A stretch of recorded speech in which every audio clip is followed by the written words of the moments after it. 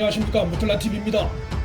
김종인 미래통합당 총괄선대위원장이 총선 판세를 바꾸기엔 등판이 너무 늦은 게 아니냐는 일각의 지적에 대해 뭐가 늦나 시간의 차이는 별로 그렇게 중요하지 않다라며 강한 자신감을 내비쳤습니다.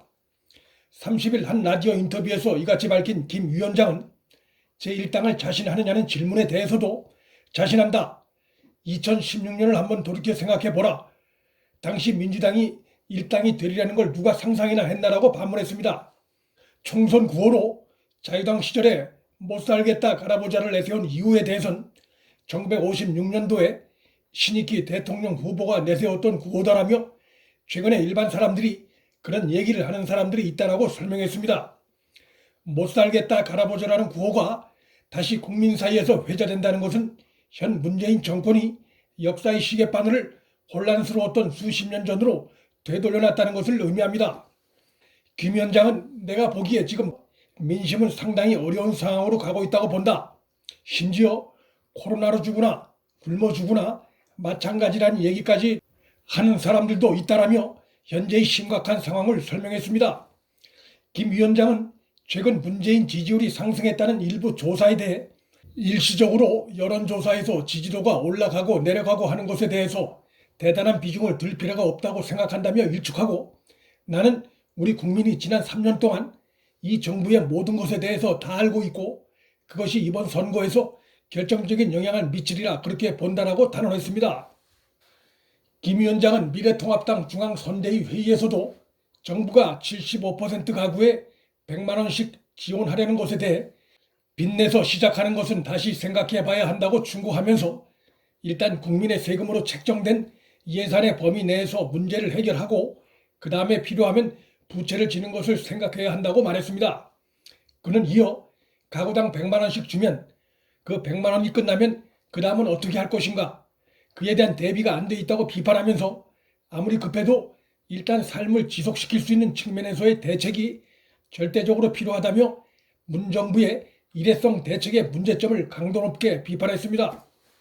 김종인 위원장이 발표한 대책은 소상공인, 자영업자, 임금 근로자 그리고 어려운 기업들이 기존의 경제 영역 내에서 이탈되지 않고 지속적으로 경제 활동을 이어갈 수 있도록 즉 우리의 경제 시스템이 붕괴되지 않고 유지될 수 있도록 100조 원의 재원을 마련해 지원을 하자는 것이고 문재인이 이번에 내놓은 대책이란 것은 일회성으로 4인 가구 기준으로 일종의 생활안정자금으로 100만 원을 풀겠다는 것으로 양자 사이엔 근본적인 차이점이 있다 하겠습니다. 문재인이 30일 발표한 긴급 재난지원 발표에 포함된 보상이니 위로와 응원이니 하는 단어들엔 문정부의 오만함과 무능함이 묻어납니다. 이것은 긴급 재난지원금이 정부가 주도한 방역대책에 잘 따라준 국민에 대한 보상이고 위로고 응원이라는 것으로서 정부의 자화자찬을 은연중 내포하고 있는 것이라 다름없습니다. 안철수 국민의당 대표도 30일 어떻게 그런 자화자찬의 말을 국민 앞에 꺼리낌없이 할 수 있는지 이해하기 어렵다. 정부는 말만 하고 일은 의료진과 국민이 다 했다며 권력은 그분들이 만든 성과를 가로채고 열매만 따먹을 뿐이라고 질타했습니다. 김종인 위원장 역시 1977년 우리나라에 도입된 의료보험 제도를 만든 당사자로서 또 지난 1989년 보건사회부 장관으로 보험 대상을 전 국민으로 확대한 사람으로서 우리나라, 우리 국민의 위대함을 다시 확인했다. 대한민국 의료체계의 힘을 보았다며 지금 정부를 맡은 사람들이 자화자찬을 하등의 이유도 없고 또 그럴 때도 아니다라고 따끔한 충고를 했습니다. 무엇보다 김종인 위원장이 내놓은 경제위기 대책은 정부가 발표한 구조의 규모보다 클 뿐만 아니라 일회성이 아닌 지속적이라는 점에서 큰 차이가 있습니다.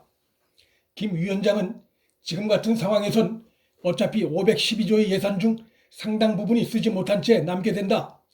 정부와 국회는 신속하게 올해 예산의 20% 정도 규모를 항목을 변경해서 코로나 비상대책 예산으로 전환해 우선 100조 원 규모의 재원을 확보해야 한다고 정부에 촉구했습니다. 문정부가 제시한 구조 대 김종인이 제시한 100조는 경제위기 인식 수준과 그에 대한 상상력과 능력의 차이를 잘 보여줍니다. 이 정부는 현 경제 위기에 대한 올바른 인식 능력이나 대체를 위한 상상력이 안 보인다는 비판이 뒤따를 만합니다.